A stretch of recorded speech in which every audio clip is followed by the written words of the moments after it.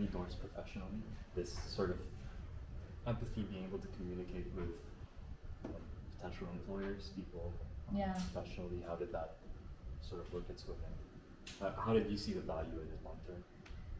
Yeah, I think I I was like you guys. I try to network and I try to reach out to people, and I also thought about like what doors are going to open for me. But I think for my personal path, it was slightly different because I learned that the traditional way of networking is just not really effective for me. And I think part of it is also because I like having deep conversation. I like real connection. So it has been really draining for me if I go to networking event and just small talk with people. So I did that, I never skip any opportunity, so still do that. But I haven't found that that's contributing to my success. And I think that to your point about having empathy, just being very present, when you connect with someone, because when I connect with you guys, for example, or when I connect with like anyone in the industry, what I want out of it is just being present and getting to know someone rather than thinking about like, oh, this person is going to get me this job. Or I didn't think about, oh, I'm always going to need this person for this one and then I'm done. Believe it or not, I think that whether you think about it or not, and if you share it or not, that energy does show. There are many times that, I think now that I'm in a different place, so I can share like a reverse perspective for you guys. Now I'm in a different place that other people coming to me and asking for help or asking for advice, guidance, opportunities, and I'm always happy to help. But it also gets to the point where I have to like push back or learn to set my boundaries, because there are a lot of times that I feel like the students, when they reach out to me, not you guys in the room, but like I have been reached out by many students who just either make me feel like, oh, I'm just their peers, or they make me feel like they're demanding my time. Personally, I don't like when someone start the conversation just like, hey, when you're reaching out to ask me for advice, or when someone is very cold in their outreach, and when I feel like someone, and I've seen this as well, when someone reach out and then I provide them what they need and then they just stop saying thank you, stop communicating. Like the moment when someone gets something, they stop. And through my experience, I feel like that is probably the reason why most people are struggling with networking, because people focus too much on what they want for themselves and not enough about what value they can provide to someone else. And my focus has always been, what can I do to help someone? Even with you guys, like obviously I don't need to be here, but in my mind when I come here, I was like, what can I do to be helpful for these guys? When I created the competition at the BBC, I always ask myself like, I feel like I receive so much, so what can I do to give back to other people, to open more doors?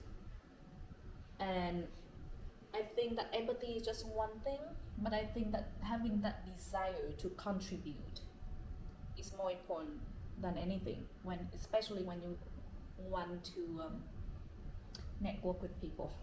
I hate the word networking. I want to say connect with people, you know. Yeah.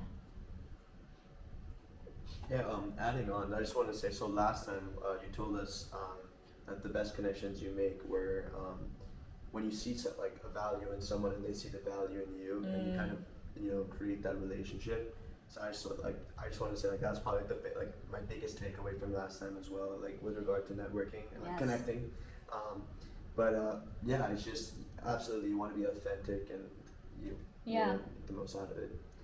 And I think that I cannot speak on behalf of everyone, but this is just my personal experience.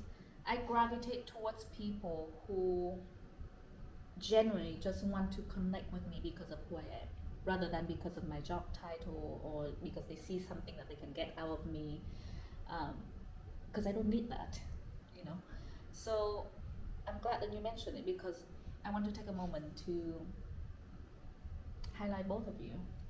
So after the meeting we had last time, so Shubh and Santiago actually talked to me for nearly an hour, just telling me how much they learned from the conversation and sharing their vulnerabilities with me, which I appreciate.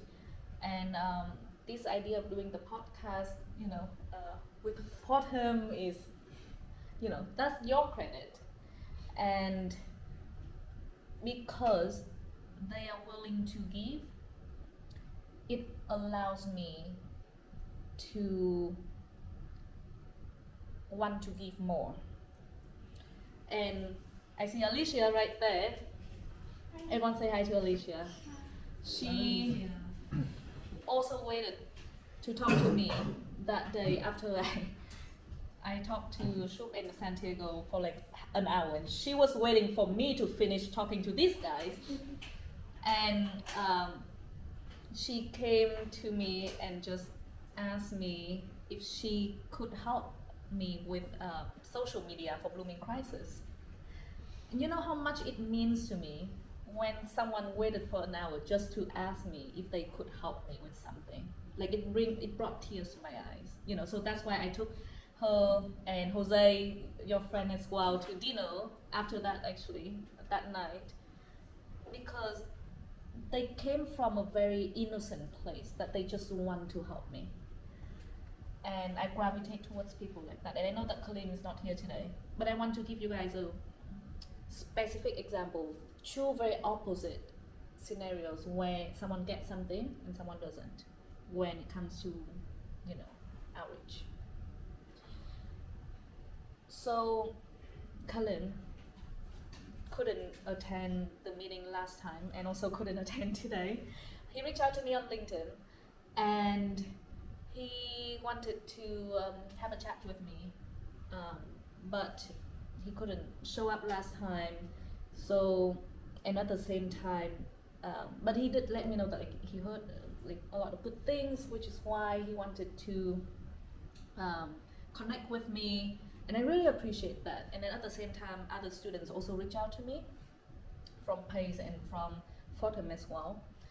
And in my mind, I was like, I really want to be able to be helpful for all of these students, but how realistic is it for me to spend my one-to-one with every single one? And you know me. If you talk to me, you know that I would never spend 15 minutes with anyone. You know that I stay for hours.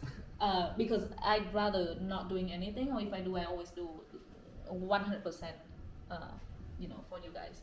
So I asked Colin if he would be okay to help me organize a group meeting with the students so that everyone could meet, and he's more than happy to. He's like, yes, of course. And then he's been trying to organize meetings, and unfortunately he couldn't attend the meeting we have today, but I want to give him the credit, and if he needs help from me, I will be there for him, even though we haven't met in person, but he showed me his value already.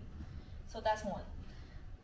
On the other hand, there was another student, not gonna name names, but he also met me through kind of sessions like this, that I was the guest speaker.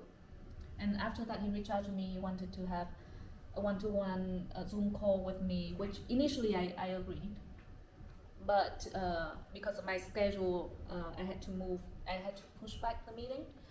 But during that time, he has been emailing me a lot, and I did let him know that I'm gonna invite him to the group meeting instead, so that we can all meet up, because it's also fair for everyone when they reach out to me. But because he couldn't attend the meeting that we were supposed to meet, he's been chasing me a lot on email. First of all, the email is very cold, and when I say cold, it starts with like there's nothing that is personable to me, but it's all about him in the email. This is what I want. I trust that you can just give me 15 minutes of your time. I cannot do this, do that, and almost like telling me what to do. And it's very off-putting, it's like I really want to help people, and I'm also very bad at setting boundaries when it comes to helping people.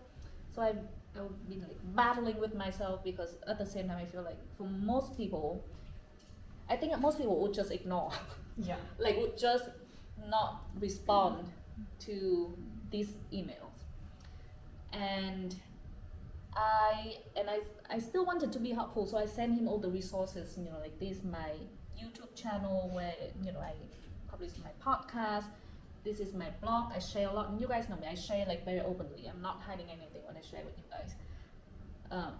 But when I share all the resources with him, so that he could at least like spend some time doing some of the research first, and then we can he could email me his question, but he ignored all of that, and he responded right away, just like when I said that I couldn't meet this week, it's like, how about next week? It's kind of like not acknowledging how I feel. And that I'm really trying to help, but not meeting me where I deserve the respect, especially when someone needs my help and not the other way around.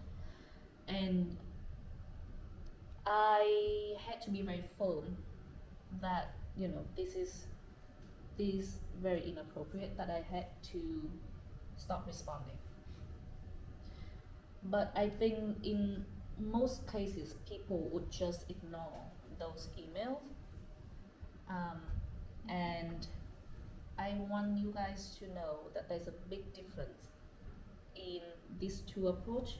When Colin wants to give me first, offer me something that is valuable to me first, which allows me to feel like this is someone I want to invest my time in, versus for someone else, when they reach out to me and it's all about them, this is what they need from me, I demand this, and telling me what to do with my time when they need my help. Not to mention, you could just go ask someone else, which I offer. Like if you need it, just ask someone else. But he kept chasing me, so there's a reason why he needs my help, and he understands my value, but he doesn't know how to give. And I think the reason why I want to spend time highlighting these two examples, and how Shubh and Santiago and Alicia as well, the reason why I want to invest in these guys, and with Kate as well, because they give me so much, and don't think about giving as like you have to give someone first of all, it's not about money. Also, I'm doing this also not for money, but it's not about like anything materialistic or superficial. It's about giving people the time and contribution and the value that you want to be able to build their success, and part of their success they will bring you in.